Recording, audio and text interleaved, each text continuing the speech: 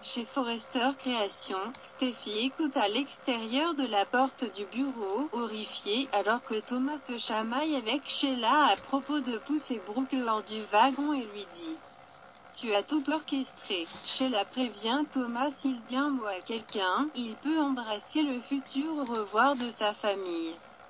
Et Thomas demande à quoi ça sert de réunir sa famille si tout est construit sur un tas de mensonges. Sheila lui dit qu'il a autre chose qu'il doit savoir. À propos de leur petite rencontre dans la ruelle. Taylor entre, alors Thomas laisse brusquement partir Sheila et se déconnecte.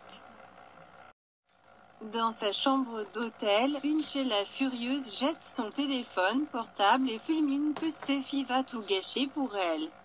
Elle jure qu'elle ne perdra pas son fils. Dans le bureau d'études, Brooke essuie une larme alors qu'elle proteste auprès de Ridge qu'elle ne peut pas continuer sa vie jusqu'à ce qu'elle découvre ce qui l'a fait boire ce soir-là. Ridge pense qu'elle a passé une mauvaise nuit et qu'elle n'était pas elle-même. Il l'encourage à laisser le passé dans le passé et à cesser de se torturer. Brooke a peur de se tourner vers un avenir sans lui. Elle insiste sur le fait que quelque chose ou quelqu'un travaille contre eux. Brooke veut aller de l'avant, ils étaient heureux jusqu'à ce que ses sentiments commencent à s'infiltrer. Ce mal, elle a décidé de continuer à chercher des réponses et c'est exactement ce qu'elle va faire. Ridge s'inquiète pour elle. Brooke admet que son esprit est en boucle ces jours-ci. Il exhorte à ne pas perdre de vue qui elle était ce qu'elle a accompli. Brooke déclare que sa vie ne signifie rien sans lui.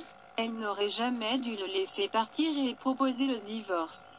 Brooke est convaincue qu'ils vont sauver ça, d'une manière ou d'une autre. Elle jure de ne laisser personne se mettre entre eux. Brooke a fait un gâchis, mais sans qu'elle ait le pouvoir de le réparer. Et c'est exactement ce à quoi je vais m'accrocher. Dans son bureau, Finn travaille tranquillement lorsque Steffi arrive. Il peut dire qu'elle est blessée et demande ce que c'est. Elle s'exclame, c'est ta mère.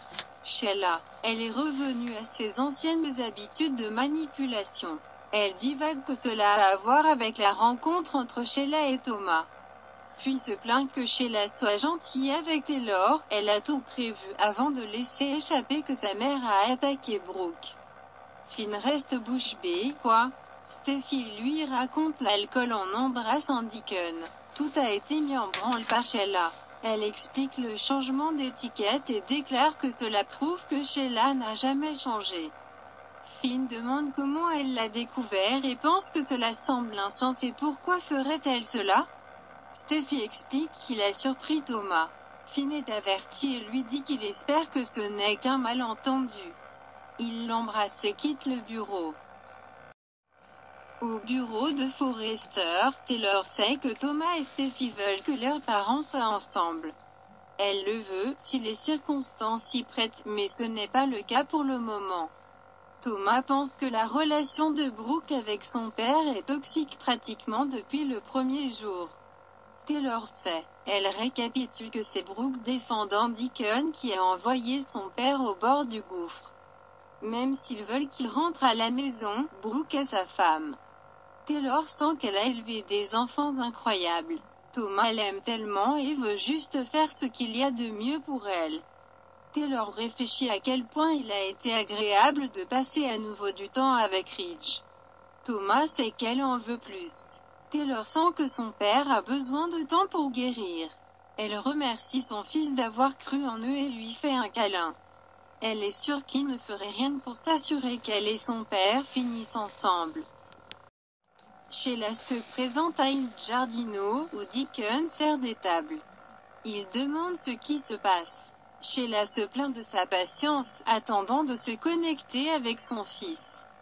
Elle commence à se demander si elle va même avoir un avenir avec Finn s'il est avec Steffi. Elle s'assoit avec un verre de vin et reçoit soudainement un appel de Steffi, qui lui demande si elle est disponible pour parler.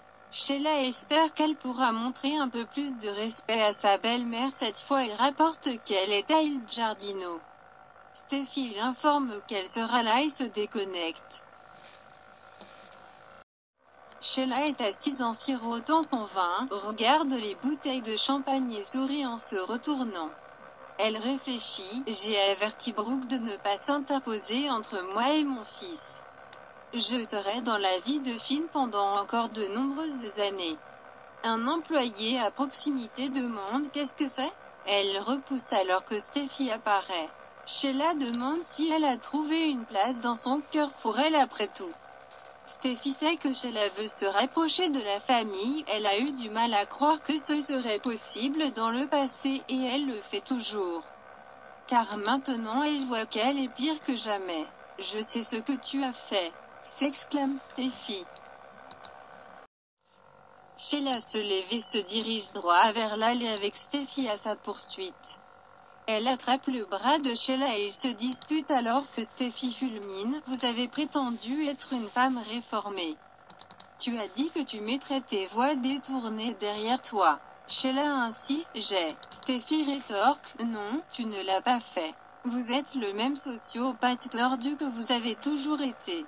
Elle a fait boire Brooke le soir du Nouvel An. Un alcoolique réformé, vous ne changez pas, Sheila.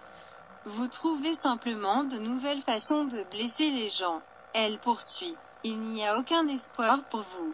Vous ne vous améliorez jamais. Tout le monde saura ce que vous avez fait. Toutes les personnes. Et tu n'auras jamais de place dans nos vies. Jamais. Sheila prend une expression sinistre et se rapproche du visage de Steffi.